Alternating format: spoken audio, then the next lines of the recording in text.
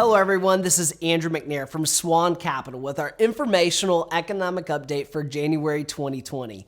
In this month's video, I want to discuss some recent headlines that influenced the financial markets in December, but I also want to provide you some perspective and distill what these developments may mean for you over the next few months ahead.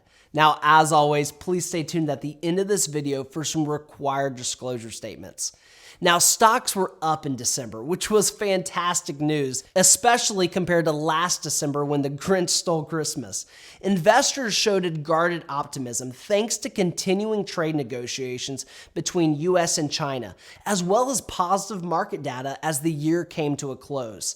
See, the NASDAQ rose almost 4%, the S&P 500 picked up 3%, and the Dow showed an improvement of 2.1%. Now, the Federal Reserve here domestically chose to end this year with a more dovish stance.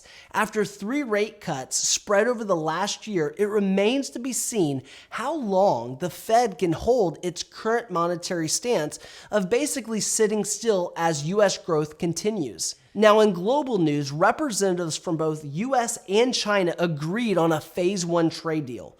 After a year and a half of imposing tariffs on each other's products, this pact, which is expected to be signed in 2020, is characterized as an initial step towards a larger deal. Now, if we look here domestically and we look at the Consumer Price Index, which the Consumer Price Index tracks the cost of goods over time, over the last 12 months, all items index increased 2.1%.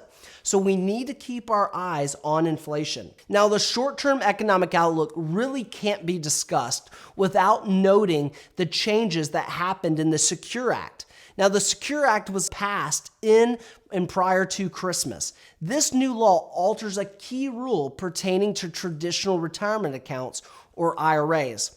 It raised the age for required minimum distributions, or RMDs, from 7.5 to age 72. This was intended to strengthen retirement security across the country, and economists believe that it really will have a minimal impact over time, truly. But it is a big deal towards your retirement. When you're choosing to take your QCDs, qualified charitable distributions, or RMDs, it's very important to remember this rule change. Now, if you have questions about how that impacts your IRA exit strategy to a Roth or how to give to a church or a charity this year, I encourage you to give us a call. We'll be happy to answer any questions about this change with the Secure Act. Now, I also want to remind you that our State of the Market is coming up on January 27th, and you don't want to miss it. We're going to go over where the market's been and where potentially it's headed over the next year. And this is a very neat event for clients because we're going to go over the portfolio changes and how our portfolios have performed over the last year. You don't want to miss it. It's at the Rex Theater, January 27th, coming up on Monday. So again, I hope you have a wonderful rest of your month, and we look forward to seeing you on our February SWAN report. See you then.